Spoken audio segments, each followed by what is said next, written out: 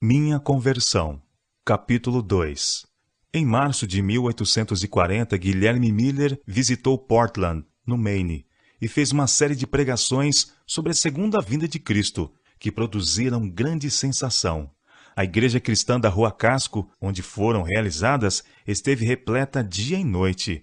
As reuniões não foram acompanhadas de uma agitação tola, mas profunda solenidade se apoderava do espírito dos ouvintes.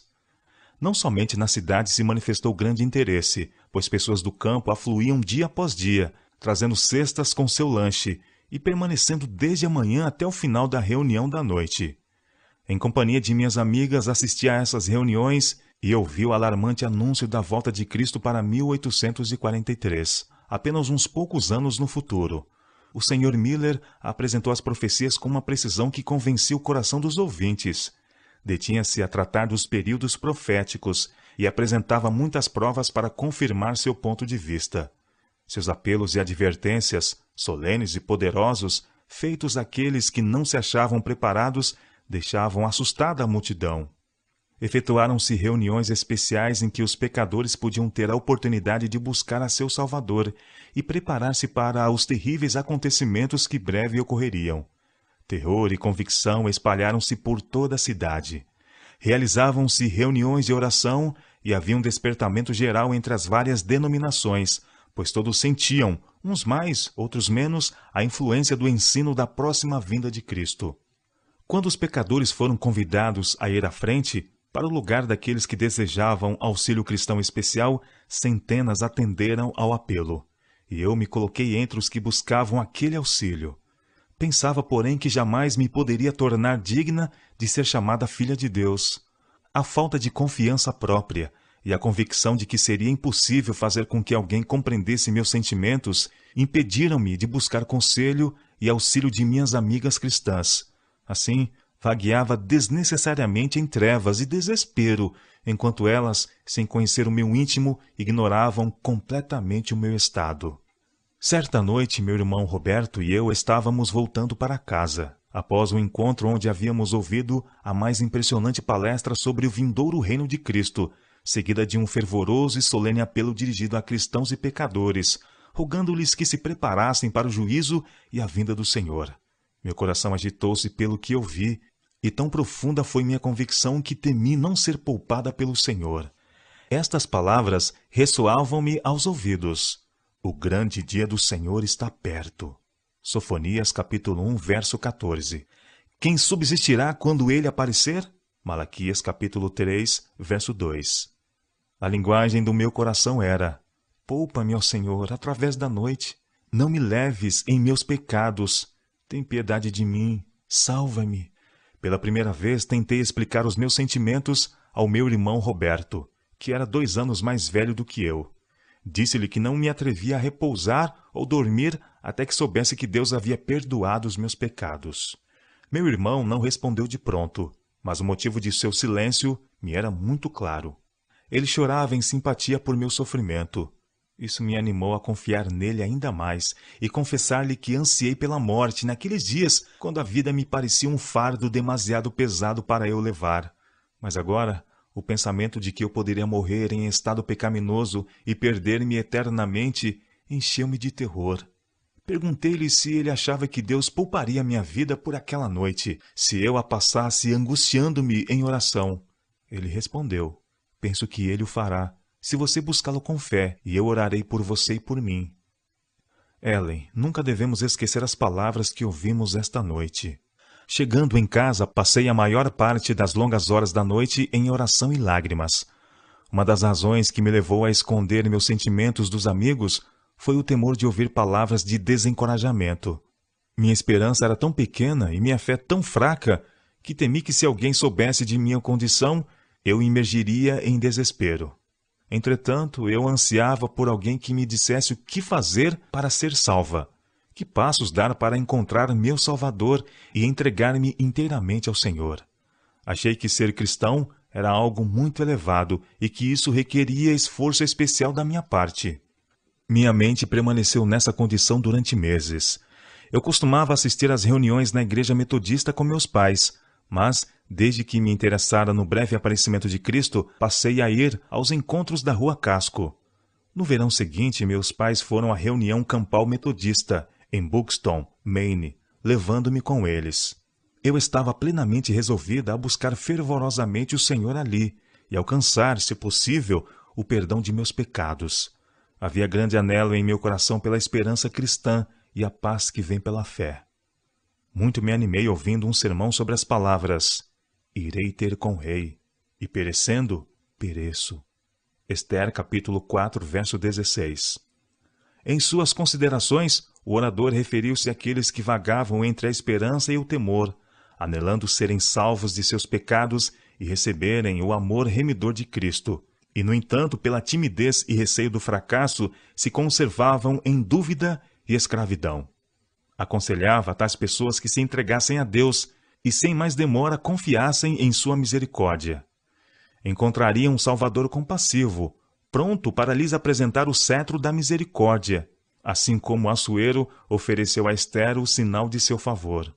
Tudo que se exigia do pecador, trêmulo ante a presença de seu Senhor, era que estendesse a mão da fé e tocasse o cetro de sua graça. Aquele toque asseguraria perdão e paz. Aqueles que esperavam tornar-se mais dignos do favor divino, antes de se arriscarem a alcançar as promessas de Deus, estavam cometendo um erro fatal. Somente Jesus purifica do pecado. Apenas Ele pode perdoar nossas transgressões. Ele assumiu o compromisso de ouvir as petições e deferir as orações dos que, pela fé, a Ele recorrem. Muitos têm uma ideia vaga de que devem fazer algum esforço extraordinário a fim de alcançar o favor de Deus. Toda confiança própria, porém, é vã. É unicamente ligando-se a Jesus pela fé que o pecador se torna filho de Deus, cheio de esperança e crença. Essas palavras me consolaram e deram-me uma visão do que devia fazer para ser salva. Passei então a ver mais claramente meu caminho, e as trevas começaram a dissipar-se. Fervorosamente busquei o perdão de meus pecados e esforcei-me para entregar-me inteiramente ao Senhor. Meu espírito, porém, debatia-se muitas vezes em grande angústia, pois eu não experimentava o êxtase espiritual que considerava deveria ser a prova de minha aceitação da parte de Deus, e não ousava crer que sem isso estivesse convertida. Quanto necessitava eu de instrução no tocante à simplicidade da fé. Enquanto permanecia curvada junto ao altar da oração em companhia de outros que buscavam ao Senhor, toda a linguagem do meu coração era: auxilia-me, Jesus! Salva-me, eu pereço. Não cessarei de rogar enquanto minha oração não for ouvida e perdoados os meus pecados. Como nunca antes, sentia minha condição necessitada e desamparada. Enquanto me achava de joelhos em oração, meu fardo deixou-me e meu coração se aliviou. A princípio me sobreveio um sentimento de susto e procurei retomar o meu fardo de angústias. Julgava não ter o direito de sentir-me alegre e feliz. Mas Jesus parecia estar perto de mim. Sentia-me capaz de achegar-me a Ele com todos os meus pesares, infelicidade e provações, assim como faziam os necessitados em busca de consolo quando Ele esteve na terra. Eu tinha no coração a certeza de que Ele compreendia minhas provações e comigo simpatizava. Nunca poderei esquecer essa segurança preciosa da compassiva ternura de Jesus para com alguém tão indigno de sua atenção. Naquele curto período de tempo em que fiquei prostrada entre os que oravam, aprendi mais do que nunca acerca do caráter divino de Cristo. Uma das mães em Israel aproximou-se de mim e disse: "Querida filha, você achou a Jesus?" Eu estava para responder sim, quando ela exclamou: "Verdadeiramente você o achou. Sua paz está com você. Eu a vejo em seu semblante." Repetidas vezes, disse consigo mesma: "Pode isso ser religião? Não estarei enganada?" Parecia-me demasiado pretender um privilégio excessivamente exaltado. Se bem que, tímida demais para confessá-lo abertamente, eu sentia que o Salvador me abençoara e perdoara meus pecados. Logo depois encerrou-se a reunião e partimos para casa. Eu tinha a mente repleta dos sermões, exortações e orações que ouvíramos. Tudo na natureza parecia mudado. Durante as reuniões, nuvens e chuva haviam prevalecido na maior parte do tempo, e meus sentimentos estavam em harmonia com o tempo. Agora o sol resplandecia brilhante e luminoso, iluminava a terra de luz e calor. As árvores e a relva eram de um verde mais vivo, o céu de um azul mais profundo. A terra parecia sorrir com a paz de Deus. Igualmente, os raios do sol da justiça haviam penetrado as nuvens e trevas do meu espírito e afugentado a tristeza. Parecia-me que todos deveriam estar em paz com Deus e animados por seu espírito. Todas as coisas sobre as quais meu olhar repousava parecia terem passado por uma mudança. As árvores eram mais bonitas e os pássaros cantavam com mais suavidade do que nunca. Com seus cânticos, pareciam estar louvando o Criador. Eu não tinha desejo nem de falar, por temer que essa felicidade pudesse dissipar-se e eu perdesse a preciosa evidência do amor de Jesus por mim. Enquanto nos aproximávamos de nossa casa em Portland, passamos por uns homens que trabalhavam na estrada. Eles conversavam sobre assuntos comuns, mas meus ouvidos estavam surdos a tudo, exceto ao louvor de Deus, e suas palavras chegaram a mim como profundo agradecimentos e alegres hosanas. Volvendo-me para minha mãe, perguntei-lhe: por que esses homens estão todos louvando a Deus, sendo que não estiveram na reunião campal? Eu não compreendi ainda porque surgiram lágrimas nos olhos de mamãe. Um terno sorriso aflorou-lhe na face, enquanto ouvia minhas simples palavras que a relembraram de uma experiência semelhante em sua vida. Mamãe gostava muito de flores e tinha imenso prazer em cultivá-las, e assim tornar o lar mais agradável e atrativo a seus filhos. Mas nosso jardim nunca me pareceu tão encantador como naquele dia. Reconhecia uma expressão de amor de Jesus em cada arbusto, botão e flor. Essas belas coisas pareciam falar, em muda linguagem, do amor de Deus. Havia uma bela flor rosada no jardim, conhecida como Rosa de Sarão. Lembro-me de ter me aproximado dela e tocado reverentemente suas delicadas pétalas, que pareciam sagradas aos meus olhos. Meu coração se encheu de ternura e amor por essas belas criações de Deus. Eu podia ver divina perfeição nas flores que enfeitavam a terra. Deus cuidava delas e as tinha sob seus olhos que tudo vem. Fora ele quem as fizera, e eis que eram boas. Ah, pensei, se ele tanto ama e cuida das flores, as quais ornou de beleza, quão mais ternamente guardará os filhos formados à sua imagem? Eu repetia suavemente para mim mesma: sou uma filha de Deus, seu amoroso cuidado me cerca, serei obediente e de modo nenhum lhe desagradarei, mas louvarei sempre seu querido nome e amor por mim. Minha vida pareceu-me sob uma luz diferente. A aflição que me obscurecera a infância, dir-se-ia ter intervindo misericordiosamente em meu favor, para minha felicidade, desviando-me o coração do mundo e de seus prazeres que não satisfazem, inclinando para as atrações duradouras do céu. Logo depois de nossa volta da reunião campal, eu, juntamente com vários outros, fiz profissão de fé na igreja. Preocupava-me bastante o assunto do batismo. Jovem como era, não podia haver senão uma única maneira de batismo autorizada nas Escrituras, e essa era a imersão. Algumas de minhas irmãs metodistas procuraram em vão convencer-me de que a aspersão era batismo bíblico. O pastor metodista consentia em batizar os candidatos por imersão, se eles conscienciosamente preferissem aquele método, embora insinuasse que a aspersão fosse igualmente aceitável a Deus. Finalmente foi marcado o tempo em que receberíamos essa solene ordenança. Foi um dia de muito vento que nós, em número de 12, fomos ao mar para sermos batizados. As ondas encapelavam-se e batiam contra a praia, mas, tendo eu tomado essa pesada cruz, minha paz era semelhante a um rio. Quando saí da água, sentia-me quase sem forças, pois o poder do Senhor repousava sobre mim.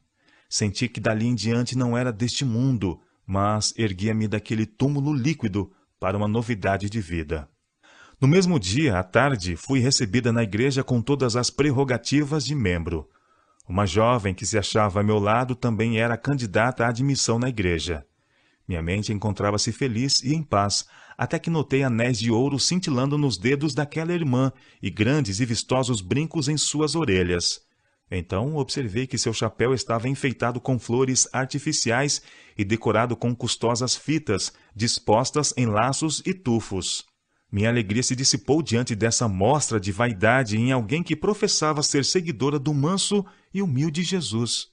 Eu esperava que o pastor dirigisse alguma discreta reprovação ou conselho a essa irmã, mas parece que ele estava desatento a seus vistosos adornos, e nenhuma repreensão foi feita.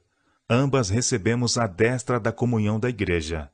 A mão decorada com joias foi apertada pelo representante de Cristo e nossos nomes foram registrados no livro da igreja. Esta situação causou-me muita perplexidade e aflição quando me lembrava das palavras do apóstolo, que do mesmo modo as mulheres se ataviem em traje honesto, com pudor e modéstia, não com tranças, ou com ouro, ou pérolas, ou vestidos preciosos, mas, como convém às mulheres que fazem profissão de servir a Deus, com boas obras. 1 Timóteo capítulo 2, versos 9 e 10. Esse ensino da Escritura pareceu ser abertamente desrespeitado por aqueles a quem eu via como consagrados cristãos e que eram mais experientes do que eu. Se fosse realmente pecaminoso, como eu supunha, imitar o vestuário extravagante dos mundanos, certamente esses cristãos compreenderiam isso e se conformariam aos padrões bíblicos. Propus-me, porém, seguir as convicções do dever. Eu sentia que era contrário ao espírito do Evangelho dispensar tempo e dinheiro dados por Deus para a ornamentação pessoal, que a humildade e a abnegação seriam mais adequadas àqueles cujos pecados custaram o infinito sacrifício do Filho de Deus.